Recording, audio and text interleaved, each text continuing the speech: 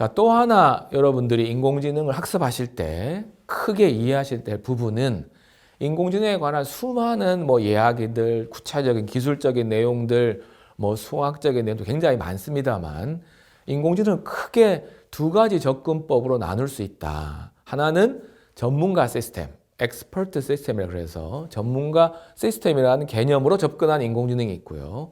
두 번째는 머신 러닝, 그러니까 기계에다가 학습이라는 단어를 붙였죠. 그렇게 접근하는 크게 두 가지 접근법이 있다는 점입니다. 자, 애초에 그 컴퓨터 사이언스 분야의 전문가분들은요, 이 엑스퍼트 시스템에 관심을 많이 가졌었어요.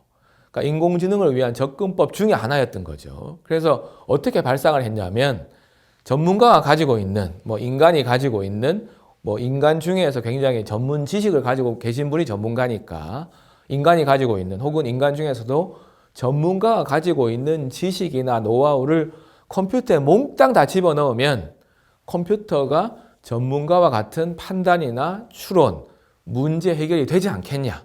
이렇게 접근하는 것입니다. 그래서 인공지능 분야에서 심발릭 AI라고 해서 기호 인공지능이라고 하는 그런 한 분파가 있는데 거기에 대표적인 형태고요. 한때 큰 주목을 받았습니다. 발상 자체는 이해되시죠?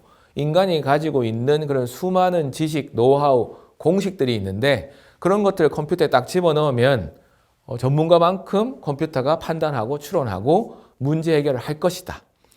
여러분들이 쉽게 생각하시면 수학에 관한 복잡한 그런 그 공식들을 컴퓨터에 몽땅 넣었다고 생각해 보시죠.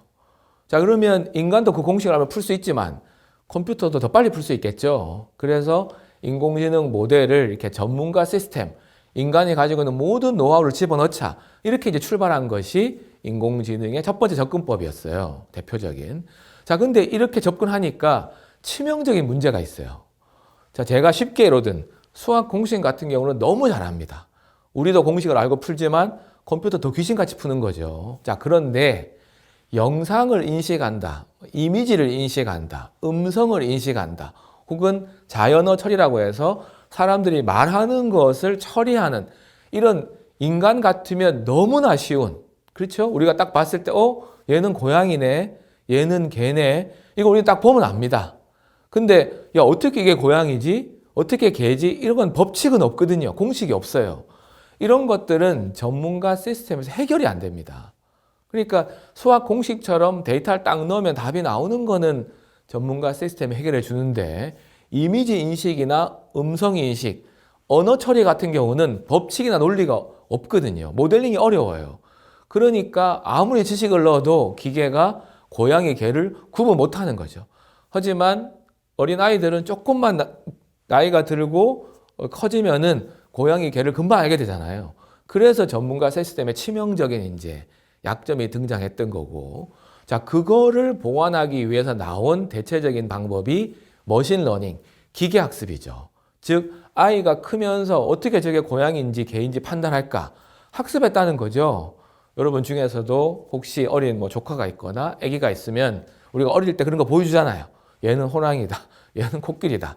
자, 그것처럼 기계도 학습을 시키면 그러면 가능하지 않겠냐. 그래서 문서라든지 음성, 이미지 같은 데이터를 기계한테 계속 보여주면서 이거는 개다, 이거는 고양이다 이런 식으로 데이터를 활용해서 모델을 찾는 과정을 기계가 수행하면은 이 데이터 학습을 해서 이제 뭔가 정확한 모델을 찾아내는 그런 식으로 인공지능을 접근해보자. 그러니까 전문가 시스템이 그런 고급 지식이나 공식에서 뭔가 출발해서 접근하는 방식이라면 기계학습은 데이터에서 시작해가지고 데이터를 통해서 기계를 계속 학습시키면서 공식이나 법칙으로 접근하기 어려운 문제, 이거를 데이터를 활용해서 인간처럼 풀어보자.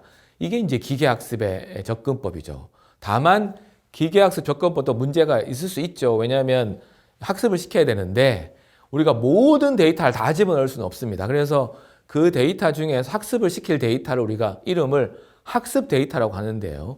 이 학습 데이터가 실제 데이터의 특성을 잘 반영해야 되겠죠. 그래야 학습이 제대로 되지 학습 데이터가 편향돼 있다. 특정 데이터에 몰려 있으면 학습을 시켜도 엉터리가 돼가지고 제대로 판단을 못할 수도 있으니까 그런 유용한 편향되지 않은 학습 데이터를 확보하는 것이 중요하다. 이렇게 말씀드릴 수 있겠네요. 이게 크게 인공지능의 접근법을 두 가지로 분류한 내용이니까 이런 부분들을 이해하시면서 인공지능에 대한 내용을 이해하시면 좋을 것 같습니다.